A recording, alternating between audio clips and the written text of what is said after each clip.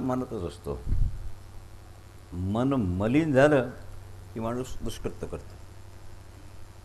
आणि दानाचा अर्थ जरा वेगळा येते.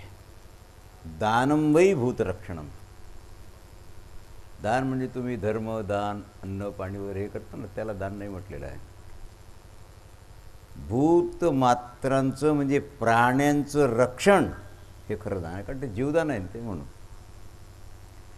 कपंडितः तुमाश्चयो नास्तिका कश्चोच्यते को मूर्खाश्च मत्सरोपती स्मृतः. कुणाला पंडित समजावं? नास्तिक कुणाला म्हणावं? मूर्ख कोण आहे? काम काय आहे आणि मत्सर काय? धर्मज्ञ पंडितो नास्तिको मूर्ख उच्यते. जे धर्मज्ञ आहेत, धर्माचे मर्मज्ञ आहेत, त्याला पंडित म्हणावं. आता नास्तिकाची व्याख्या मी किती वेळ सांगितली. मूर्छित बुद्धी समूर्ख हा म्हणजे मूर्ख माणूस नास्तिक आहे. आता मग काम काय? काम आणि मत्सर कशाला म्हणावं? तर मूर्खाचं तसं आहे, जन्म मरणरूप संसार हे खरं कारण आहे मूर्खतेचं. वासना काम आहे आणि हृदय जळत राहणं मत्सर आहे. लाभेविण जीवा दुःख देतो तो मत्सर. एक माणसाच्या मनात उद्वेग आधी नाही राहत, पहिल्यांदा मत्सर निर्माण होतो. मत्सर गोरगरिबाच्या ठिकाणी कधीच नसतो, दारिद्र्याच्या ठिकाणी कधीच नसतो. जगात निरपेक्ष श्रीमंत कोणीही नाही, एक देव सोडून. बाकी सगळे सापेक्ष श्रीमंत आहेत. सापेक्ष सत्ता प्रत्येकाकडे आहे, निरपेक्ष सत्ता देवाची सोडून कोणाची नाही आहे. आणि जे सापेक्ष मोठे असतात त्यांना मत्सर असतो. कोणी त्यांच्या पुढे गेल्यावर तो प्रगट होतो. धर्मज्ञ पंडितो तर काय? को अहंकार इति प्रोक्तः कश्चदंबा दैवम पित्रोक्तम. अहंकार कशाला म्हणावं? दंभ काय आहे? परमदैव कशाला म्हणावं? आणि पैशून्य राजा महाज्ञानम अहंकारो दंभो धर्मो. महाज्ञानम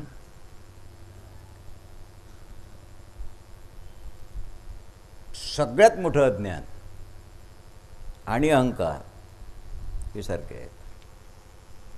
कारण अहंकाराचा जन्मच अज्ञानातून आहे. आता सगळ्यात बऱ्याच गोष्टींचा जन्म अज्ञानातून आहे, पण अहंकाराचा जन्म अज्ञानातून याच्याकरता आहे की इतर दोष जाते. नवल अहंकाराची गोठी विशेषे नलगे अज्ञानापाठी सज्ञानाचे झोंबे कंठी नाना संकटी नाचवितो जात नाही.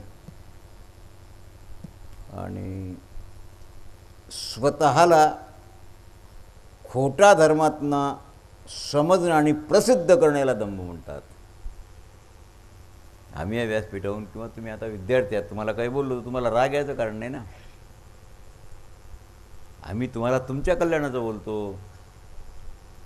त्या ज्ञानेश्वर वाघाला परवा बोललो, आलंच नाही. मी त्याला काहीच नाही सांगितलं. त्याला सांगितलं तुला श्लोक म्हणतं कळत नाही, संस्कृत शिक. आलंच नाही. का? 2-3 दिवस आला, पण मी त्याला सांगितलं तुला येत नाही गोपीगीत. गोपीगीत सांगणं भाषांतरावरून वेगळं, श्लोक वाचून स्वतःच्या बुद्धीनं विवरण करणं वेगळं. त्याकरता संस्कृत शिकावं लागेल. कारण दंभ ज्यांच्या ठिकाणी आहे, ज्ञानी नाही आणि ज्ञानी प्रगट करण्याचा प्रयत्न करणे याला दंभ म्हणतात. न करी दंभाचा सायास. आता दानाचं फल दैव आहे, दुसरं काही नाही आहे. दैव आपण आपल्या कर्मानं निर्माण करतो. पैशून्य म्हणजे चुगली. चुगली म्हणजे त्याच्या समोर बोलणं नाही. ज्याची तुम्ही चुगली करता तो त्यावेळेला हजर नसतो आणि त्याचा दोष नसला तरी तो दाखवणं ही चुगली. धर्माज्याश्च कामाश्च परास्परा विरोधिना. हां, यक्ष विचारतो, धर्म अर्थ आणि काम हे 3 पुरुषार्थ आहेत, हे परस्पर विरोधी कधी होतात? मोक्ष जाऊ द्या, चौथा पुरुषार्थ, पण धर्म आधी, मग अर्थ आणि मग काम, हा क्रम आहे. हे एक दुसऱ्याला मदत करतात, पण हे विरोधी कधी होतात? आणि या नित्यविरुद्ध पुरुषार्थाला एका स्थानावर म्हणजे यांचा संयोग कसा होईल, कसा करतात? फार महत्त्वाचा प्रश्न आणि उत्तर आहे याचं. यदा धर्मश्च भार्याच परस्परा शानुवा तदा धर्मार्थ कामानं त्रयाणापि संगमम. थोडं चित्त देऊ नये का? ज्यावेळेला धर्म आणि भार्या म्हणजे पत्नी, ह्या 2 गोष्टी परस्पर अविरोधी असतात, धर्म आणि भार्या यात विरोध नसतो, माणसाच्या ताब्यात असतात ते, त्यावेळेला धर्म अर्थ आणि काम हे परस्पर विरोधी असूनही एका ठिकाणी नांदतात. थोडासा अर्थ सांगावा लागेल. धर्मानुकूल प्राप्त पत्नी जर असेल तर ती धर्माचा विरोध कधीच करत नाही. कशाला प्रवचनाला जाता असं नाही म्हणणार, मला घेऊन चला म्हणेल. लक्षात ठेवा, धर्मकार्य म्हणजे मुठभर धान्य देणं नाही, असं कर्म ज्याच्यामुळे हृदयात धर्मजागृती होईल, धर्म सतत राहील. आणि पातिव्रत्य धर्माचं पालन करणारे जर असेल तर तिचा विरोध कधी धर्माला राहत नाही.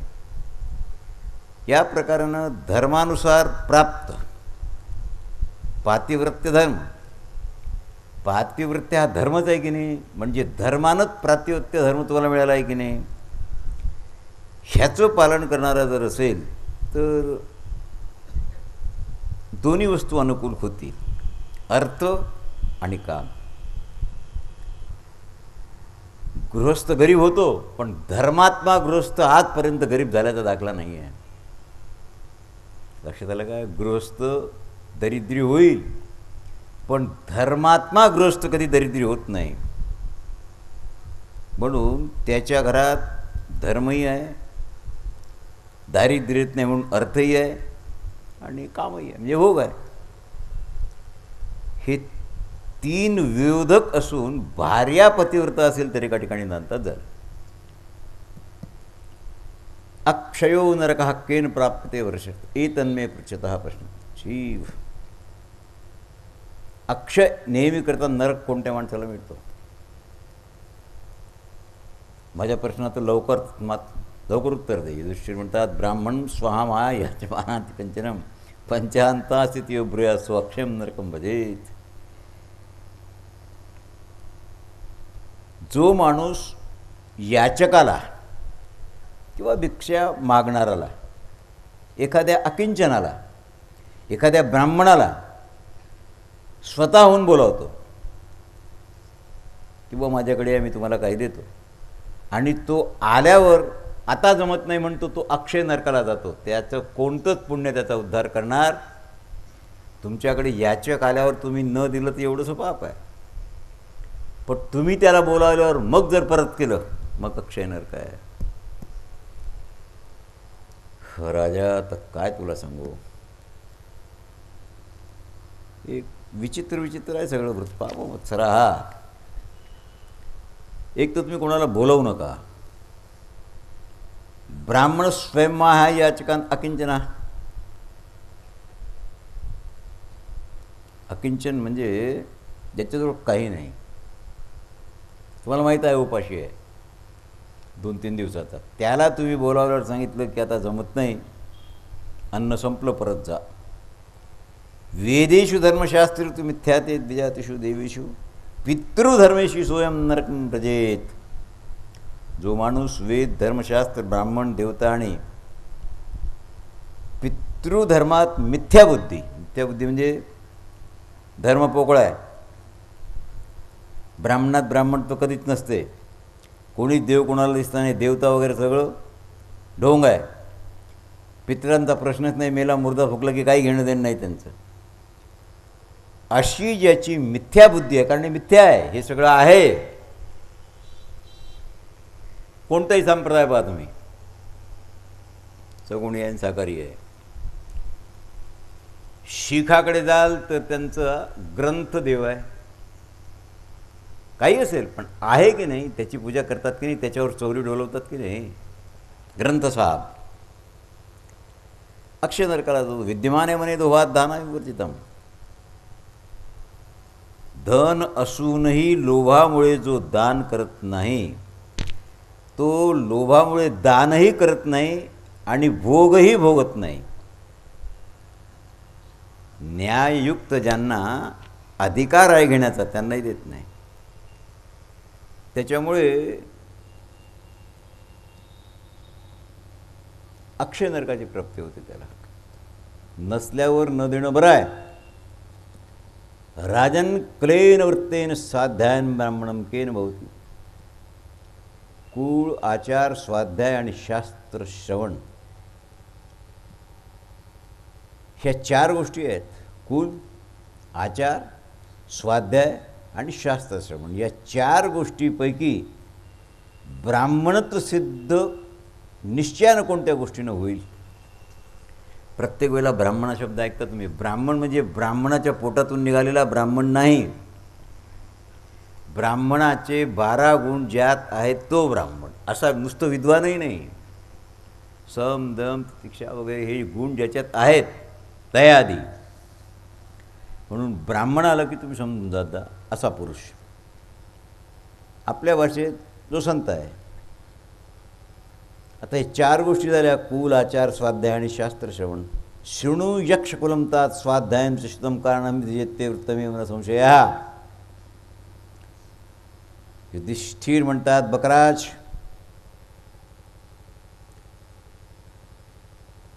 कुल ब्राह्मणत्वाचं कारणच नाही, स्वाध्यायी ब्राह्मणत्वाचं कारण नाही, शास्त्रश्रवणही ब्राह्मणत्वाचं कारण नाही. किती झाले का? म्हणजे कुल नाही, स्वाध्याय नाही, शास्त्रश्रवण नाही, यानं ब्राह्मणत्व सिद्ध होत नाही. मग कशानं सिद्ध होईल? चौथा आहे आचार. ब्राह्मणत्वाचा हेतू आहे फक्त आचार. आचार प्रथमो धर्म. तुम्ही विचार किती करता, पण प्रॅक्टिकली काय आहे तुमचं? आचार जर शुद्ध असेल तर विचार शुद्ध राहतील. म्हणून प्रयत्नपूर्वक सदाचाराचं रक्षण करावं लागेल. आणि द्विजातीला वगैरे तर ठेवावं. अक्षुण्य आहे ते. सदाचार ज्याचा अक्षुण्य आहे त्याचं संतत्वही अक्षुण्य आहे. ज्याचा आचार गेला नष्ट झाला. पाठक हा पाठकाश्चवी शांती शात चिंतक हा सर्वी हानी मूर्खो.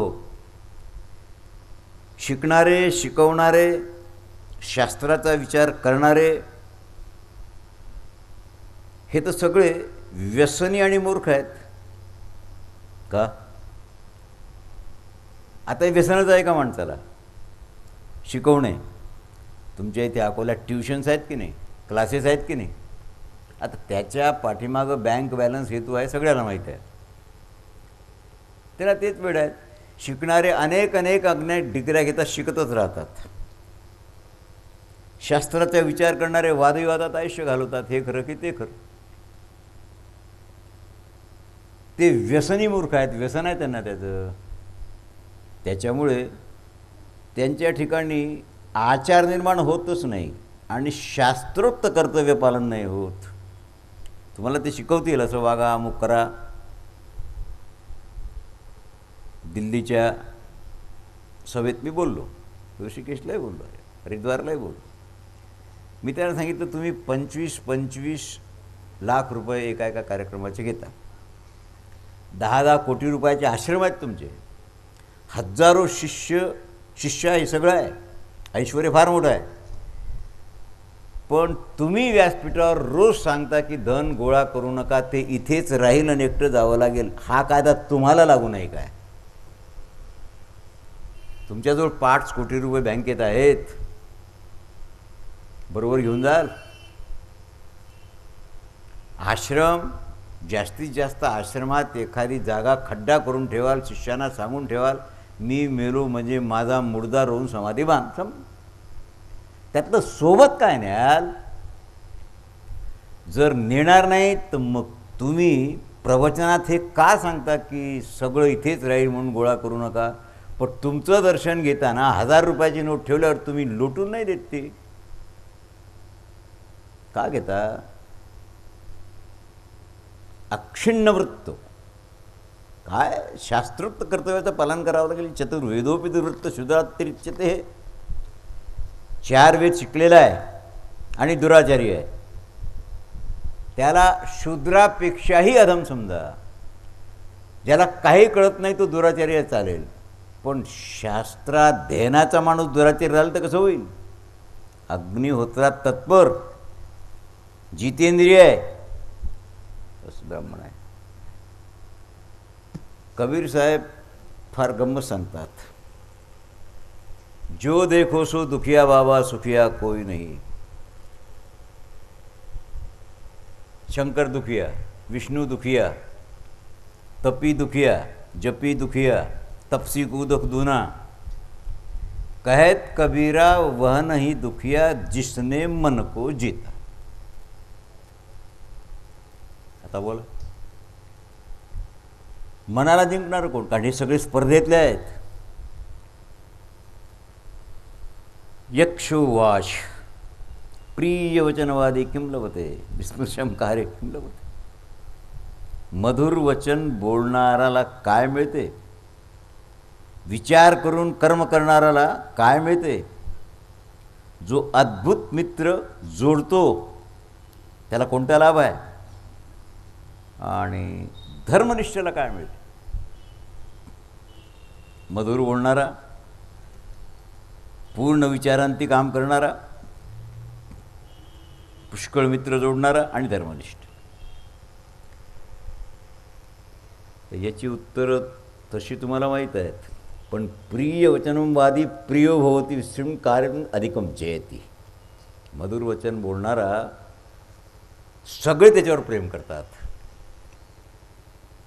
सगळ्याला आवडतो तो. आणि विचार करून काम करणाऱ्याला पश्चाताप नाही करावा लागत, सफलता मिळते. मामूर आपण म्हणतो की नाही बाबा चुकलं माझं, ती वेळच येऊ द्यायची नाही.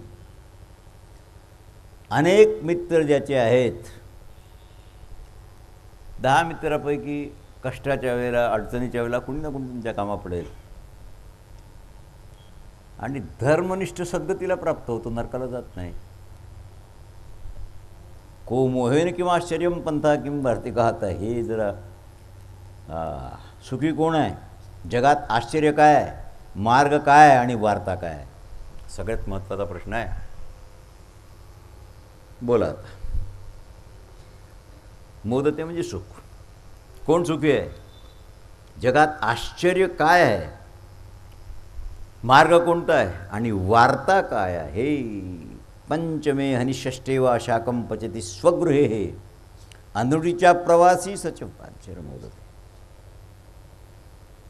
राजा, ज्या पुरुषावर ऋण नाही आणि ज्याला परदेशात राहावं लागत नाही, तो 5व्या 6व्या दिवशी भाजी भाकर जेवला तरी सगळ्यात सुखी आहे. मी 100 वेळा तुमच्यासमोर बोललो असेल. सुखी कोण आहे, अरुण. अरुण म्हणजे ज्याच्यावर दाराशी 1 पैसा मागायला कोणी येत नाही, साधं पेपरचं बिल 25 रुपये मागायला ज्याच्याकडे कोणी येत नाही, त्याच्यासारखा सुखी कोणी नाही. ज्याच्यावर कर्ज आहे, ऋण आहे, तो दिवसभर फक्त फोनवर बोलतच राहील आणि या बोटावरचा थुका इकडे निकडे फिरत राहील. सदा दुःखी का, देणारे 1 मागणारे 25. दुःख राहील की नाही. म्हणून ऋण असेल, 5व्या दिवशी 6व्या दिवशी जेवला तरी चालेल, आणि परदेशात ज्याला राहण्याचा प्रसंग येत नाही. कारण घर आणि परदेशात फार फरक आहे.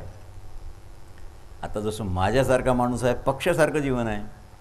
पक्षी या झाडाचा त्या झाडावर सायंकाळ झाली की मुक्काम, त्याप्रमाणे सगळ्या जन्मात 800 भागवत सप्ताह करणाऱ्याला मठात घरात किती दिवस राहायला मिळत असेल जरा विचार करा. 1 तारखेला म्हणजे 1 ते 1 15 ते 15 1 महिना गेला. सप्ताह सुरू आहे मठात अजिगतात राहील. परदेशात माणूस कोणी माणूस असो कोणतीही इच्छा व्यक्त करू शकत नाही आणि कधी कधी मिथ्या भाषणाचा आधार घ्यावा लागतो. राजा घरात भाजी खाल्लेलं बरं पण दुःख त्याला होत नाही. अहम न्यूनी भूतानी. आता आश्चर्य सांगतो. कोणतं आश्चर्य आहे? शेषास्थावरम छितिकिमाश्चर्यम परम. आश्चर्य हे आहे की संसारात रोज रोज असंख्य प्राणी मरून राहिले आहेत पण जे उरलेले आहेत ते सदा जिवंत राहण्याची इच्छा करतात. याच्यापेक्षा मोठं आश्चर्य कोणतं नाही. एक पाहत सा एकाची दहने सावधत्या गुणे कारे नवा. आपण स्मशानात प्रेत नेतो खांद्यावर पण असं कधी पाहतो काय की मलाही मरायचं आहे. वेळ घालवण्याकरता गप्पा करतो अर्धा पाऊण तास तिथे नाही. हे सगळ्यात मोठं आश्चर्य आहे. मलाही मरायचं आहे त्याच्या मनातच येत नाही. जे जिवंत आहेत त्यांच्या याच्यापेक्षा मोठं आश्चर्य कोणतं आहे? तर्कोही प्रतिष्ठा शिवतो भित्वा निरीशिष्टम प्रणाम. मार्ग कोणता आहे? तर्काची कुठे स्थिती नाही. No logic at all. का?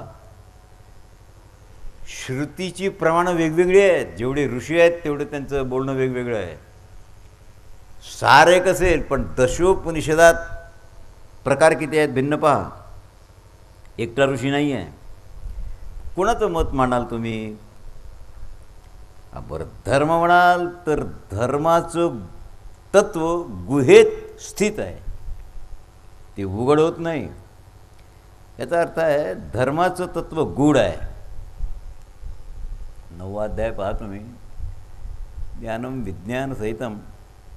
अर्जुना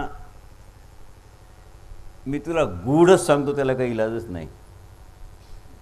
म्हणून तुम्हाला भ्रम होईल.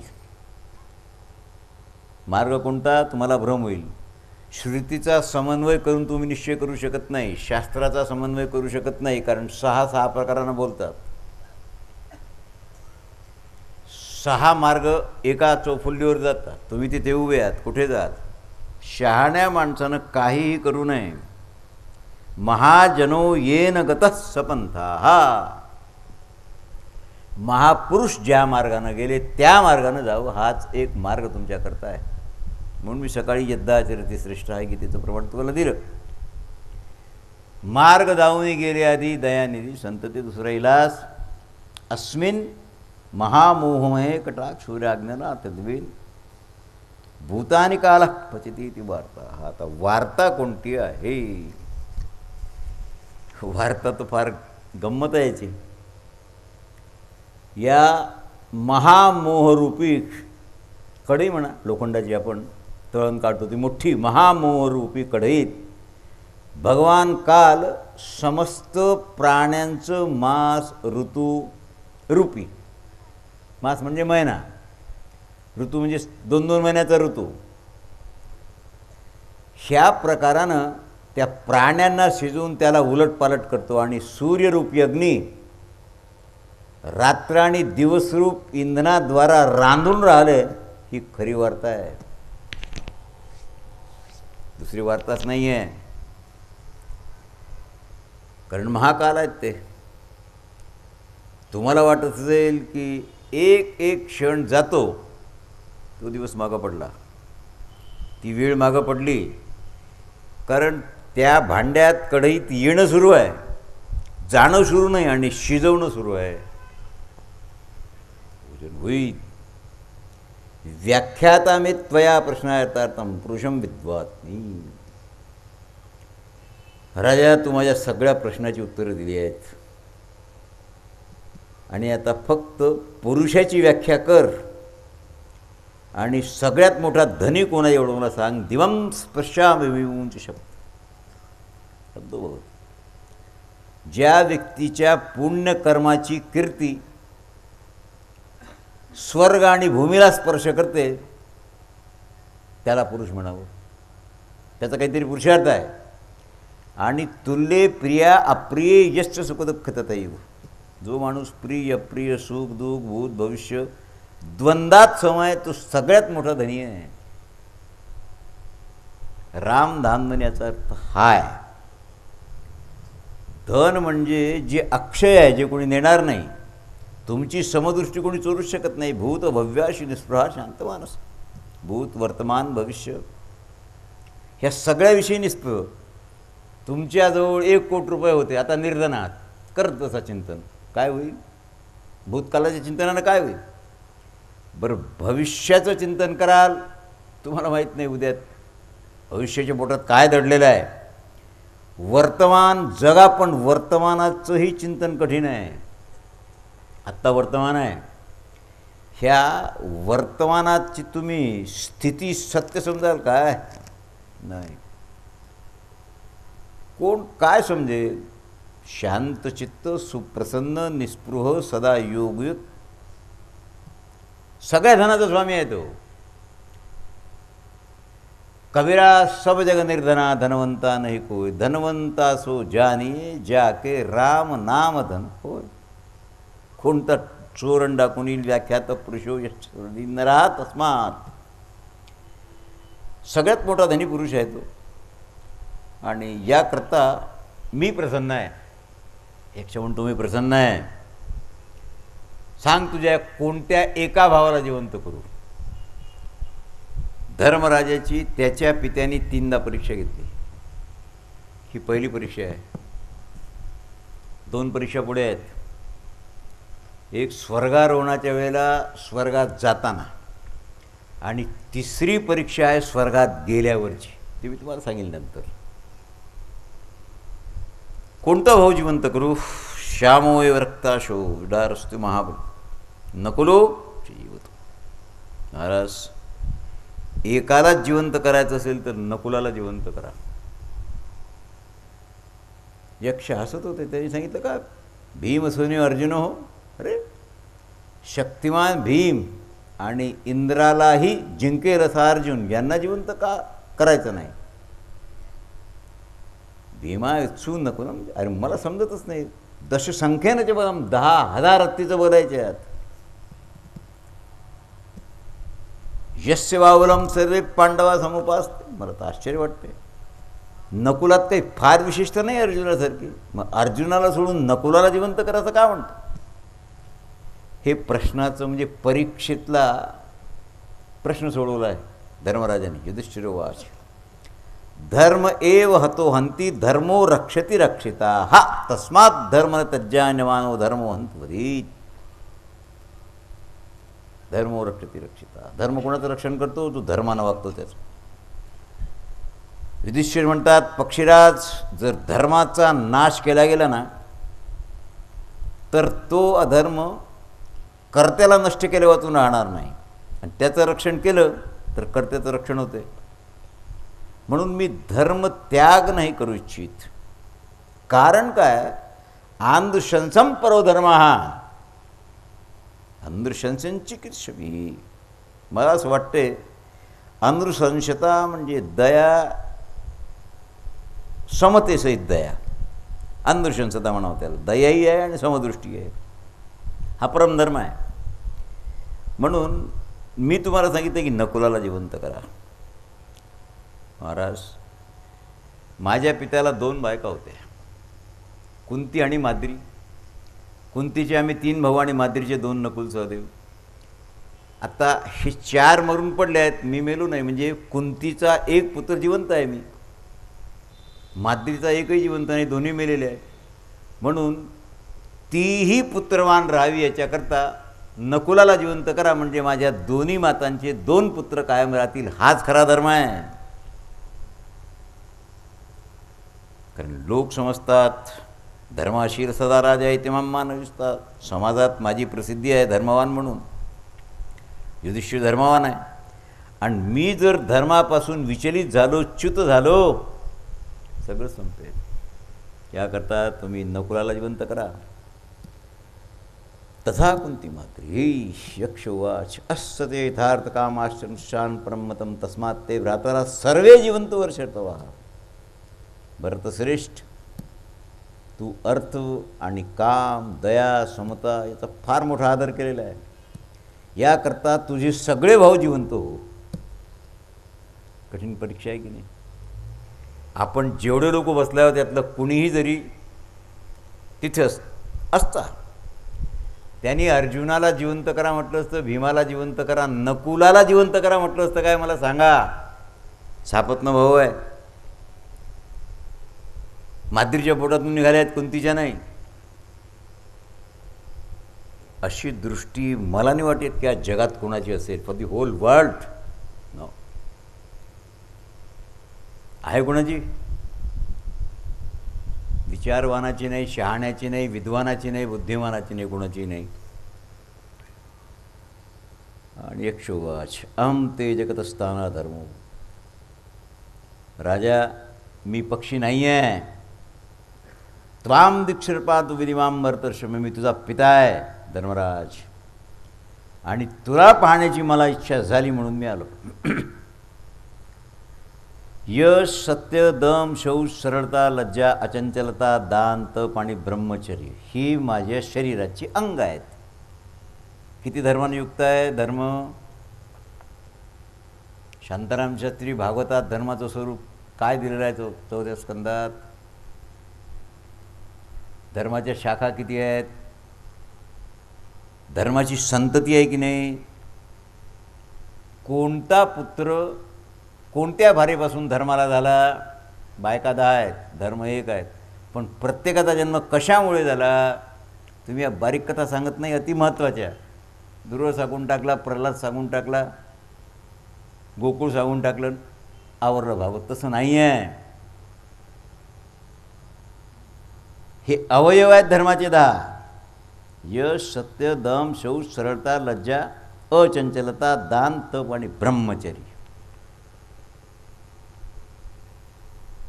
ही माझी अंग आहेत, म्हणून मी धर्म आहे. ही अंग काढून टाकल्यावर मी अधर्म आहे, मग धर्म नाही. अहिंसा, समता, शांती, दया आणि अमत्सर हे माझ्याजवळ येण्याचं द्वार आहे. द्वाराण्यात मग विद्धी प्रियो यसी सदामम. अहिंसा ज्याच्या ठिकाणी असेल, समदृष्टी असेल, शांती, दया आणि अमत्सर एवढं असेल तर माझ्या दारातून त्याला प्रवेश मिळतो. दिष्ट्या पंचसु. सौभाग्य आहे.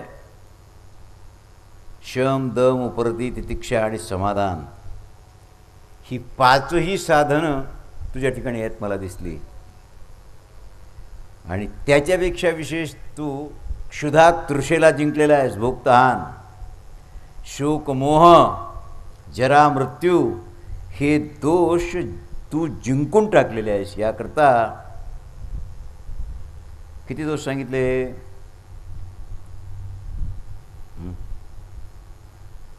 तहान, भूक, शोक, मोह, जरा, मृत्यू 6 झाले की नाही. यातले आधीचे जे 2 आहेत, तहान आणि भूक, हे आरंभाला असतात.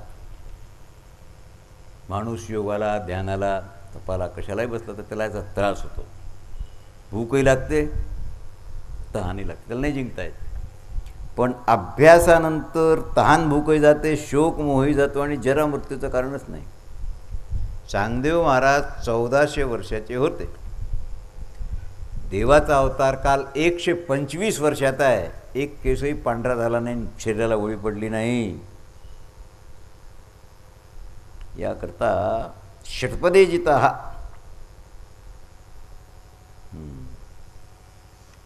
दोषाला जिंकायचं असेल तर तहान भूक जिंकावी लागेल. तुमचा सगळ्यांचा अनुभव आहे. जे एकादशीचं व्रत ठेवतात, जे कट्टर वारकरी आहे सवयीनं, त्यांना एकादशीच्या दिवशी तुम्ही काही खायला दिलं तरी एवढंसं खातील, कारण त्यांची भूक त्या दिवशी मेलेली असते किंवा देवानं मारलेली असते. पण आपण बलात्कारानं कधी न करणाऱ्याला एकादशी करायला लावली, त्याला दुप्पट भूक लागते. कसं कराल? मधातले जे 2 दोष आहेत ते तारुण्यात असतात आणि शेवटचे 2 दोष म्हातारपणात असतात. युधिष्ठिर म्हणतात, महाराज त्या मृगानं हरणी नेली, तिचं काय सांगितलं रे, मीच हरिण झालो, त्या ब्राह्मणाची पिशवी नेली आणि याप्रमाणे युक्तीनं तुला इथे मी बोलावलं आहे. ददानी तेव अन्यवरम भद्रदेवरम. वैशंपायन म्हणतात, भगवान धर्म उत्तर देतात, हे त्या ब्राह्मणाला देऊन टाक, त्यात काही विशेष नाही आहे, पण वर्षांनी द्वादशानने त्रयोदशमच, आता माझा आशीर्वाद ग्रहण करून घे. तत्रो ना विजानाती मनुजा. 12 वर्ष संपतात आता तुमची, जवळजवळ संपलीच आहेत. 13वं वर्ष सुरू होईल उद्या परवा. तेव्हा आम्हाला तुमचा जो आशीर्वाद पाहिजे ना, तो एकच पाहिजे. अज्ञातवास म्हणजे मातेच्या गर्भात राहण्यासारखं दुःख आहे, त्रास आहे. आम्हाला कोणी ओळखू नये याच्याकरता आम्हाला आशीर्वाद द्या. बरोबर म्हणतात, यद्यपि स्वेन रूपेण नवो विष्णायते कश्चिन. तुम्ही याच रूपानं पृथ्वीवर विचराल, तुम्हाला नाटकाप्रमाणे सोंग घ्यावं लागेल. 6ही लोकांना, तुमची पत्नी द्रौपदी आणि तुम्ही 5 भाऊ. पण माझा आशीर्वाद आहे, तुमचं अज्ञातवासाचं वर्ष संपेपर्यंत कोणी तुम्हाला ओळखणार नाही. गुप्त रूपानं विराट नगरात राहाल आणि 13वं वर्ष संपल्यानंतर भयानक युद्धानंतर राजा तू तुझं राज्य प्राप्त करून घेशील. तू माझा पुत्र आहे, स्तम हिम प्रभू राजन. आणि तुला एक खूण सांगतो, विदुरश्च ममांशजा. हे धर्म आहे, माझ्या अंशानं तू जन्माला आला आणि माझ्याच अंशानं विदुर जन्माला आला, म्हणून धर्मात्मा आहे. असू दे जाती हलकी, त्याची जाती असू दे, पण तो माझ्या अंशानं जन्माला आला आहे, कारण मला शाप होता. आणि मांडव्य ऋषीला ज्यावेळेला सुई दिलं त्यावेळेला थोडीशी गडबड झाली. 10 वर्षाचा असताना त्याच्याकडून थोडं पाप घडलं राहणार आणि त्याच्यामुळे त्याला ती अणी त्याच्या उदद्वारात गेली आणि तो सरळ ती अणी घेऊन माझ्याकडे आला, यमलोकाला आला. आणि त्यांनी सांगितलं, महाराज हे मला ही शिक्षा का झाली. आता माझ्याजवळ एक कारभारी आहे दिवाणजी, थोडीशी चूक झाली. 12 आणि 10, 10 वर्षाच्या आतल्या 12 वर्षाच्या आतल्या मुलाला धर्म लागत नाही, पण मी 10 वर्षाचा असताना मला ही शिक्षा का, म्हणून त्यांनी शाप दिला. आणि मांडव्य ऋषींनी यमधर्माला शाप दिला, तुम्ही 2 रूपानं जन्म घ्याल, म्हणून एका अंशानं धर्मराज युधिष्ठिर झाले आणि दुसऱ्या अंशानं विदुर झाले. आता बाबा म्हणतात, युधिष्ठिर देवदेव मया दृष्टो, तुम्ही माझे तात आहात आणि माझं भाग्य तुमचं साक्षात दर्शन झालं. कारण धर्माचं साक्षात दर्शन कोणाला होत नाही, कितीही धर्माचरण करणारा असो. कोणाला धर्माचं दर्शन होईल, कोणाला इंद्राचं दर्शन होईल.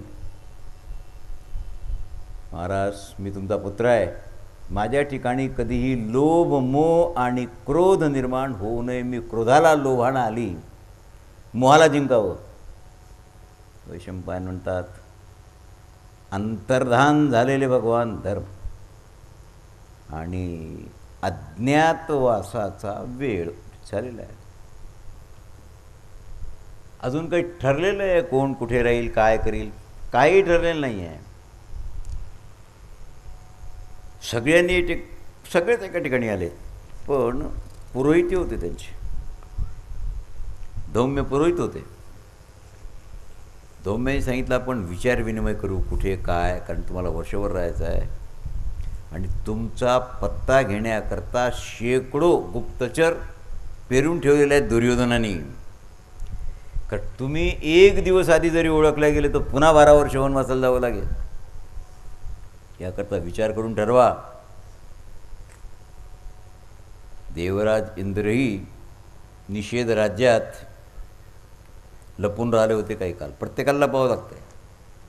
भगवान विष्णू दैत्यांचा वध करण्याकरता हयग्रीव रूप धारण करून अज्ञात भावानं अदितीच्या गर्भात दीर्घकालपर्यंत होते. तुम्हालाही सगळं करणं आहे. कुठे काय कराल? उद्या अज्ञातवास सुरू होतो. उद्या नेक्स्ट डे. दौम्यानं विचारलं, महाराज कुठे चालाय? तर सांगितलं उंच टेकाडावर चला. कारण जिथे आपण ही चर्चा करू ते कुणाला ऐकू येऊ नये. कुठे गुप्तचर असू शकतात. आणि शास्त्रोक्त मंत्रणा या ठिकाणी हा 315वा अध्याय वनपर्वाचा संपला. वनपर्व संपला. त्या दिवशी सांगितलं होतं तुम्हाला. यात सगळे मिळून 10,080 श्लोक आहेत. संपूर्ण वनपर्वाची श्लोकसंख्या आहे 12,276 आणि 315 अध्याय. व्यासाने म्हटलेलं आहे, इमादरण्यकम धृत्वा महापौ प्रमुच्यते. ज्यांनी वनपर्व श्रवण केला असेल त्याचं पाप दैल्यात आश्चर्य नाही, पण त्याच्या ठिकाणी सुबुद्धी निर्माण होईल. कारण त्याचा सगळा बोधच आहे. काय तुम्हाला अभिप्रेत असेल ते प्राप्त होईल वगैरे. आता इथे लिहिलं आहे बरं, तसं तुम्ही वागू नका. ते लिहिलं आहे, विशेषस्तु कपिला देया तू जय पाठके. जो वक्ता तुम्हाला वनपर्वाची कथा ऐकवतो त्याला एक कपिला गाय दानात द्यावी लागते आणि एक काश्याचं दुग्ध पात्र आणि गाईच्या खुराला चांदीन शिंगाला लावायची. हे तुम्हाला माहीत असं न जाणं. एखाद्याला वाटलं की द्या महाराजला गाय, आई चांदीची सोय. हे ब्राह्मणाकथा आहे आणि विशेष अवस्था आहे. परिग्रह होई दुःखाय ज्यांना परिग्रहाचा अधिकार आहे. राजा अतिशय गूढ आहे. विराट पर्व पण लहानचा आहे. विराट पर्व जरी लहान असेल तरी अज्ञातवास आहे. कुठे काय वगैरे हे जे ठरवलं नाही त्यांनी, तेव्हा काही लोकांचं मत असं आहे, कुरु देशाच्या चारी बाजूला सुरम्य जनपद आहेत. पांचाल आहे, चेदी आहे, मत्स्य आहे, शूरसेन आहे, षट्चर आहे, दशारण आहे, नवराष्ट्र, मल्ल, शाल्व आणि युगंधर. ही 12-13 राष्ट्र अवंतीसहित, म्हणजे याच्यासहित महांकारासहित. ह्यापैकी तुम्ही कोणत्या राष्ट्राला पसंत करा? रानात तर नाही राहत आहेत. अज्ञातवास म्हणजे नगरात राहूनही ओळखू न येणे. मत्स्यो विराटो बलवान धर्मशालो. आपल्याला धर्मवान राजाचा आश्रय लागेल. मला असं वाटते की मत्स्यदेश राजा विराटचा कुठे आहे? आज माझ्याजवळ आता नसतील ते.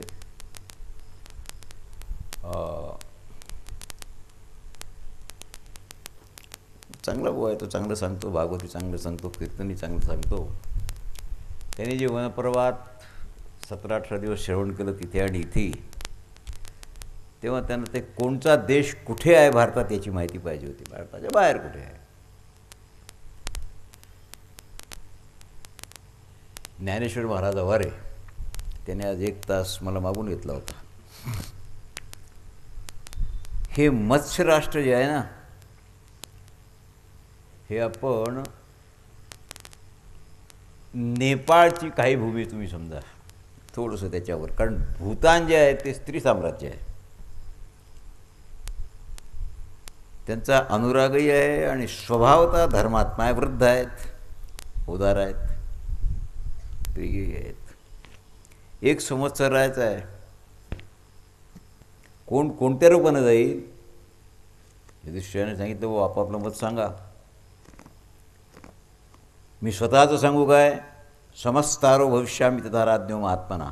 मी कंक ब्राह्मणाच्या विषयानं जाईल. कंक माझं नाव राहील आणि माझ्या बगलीत राहील चौसर, फासा. कारण जुगार माझ्या आवडीचा विषय आहे. बस वर्षभर राजा विराटाचं मनोरंजन करणे, त्याच्याबरोबर फाशे फेक चौसर खेण. आणि ती विद्या मी जाणतो. आता विश्वशब्दकोश माझ्याजवळ आहे. त्यात मी कंक शब्द पाहिला. कंक म्हणजे काय? कंक हा शब्द यमराजवाचक आहेत आणि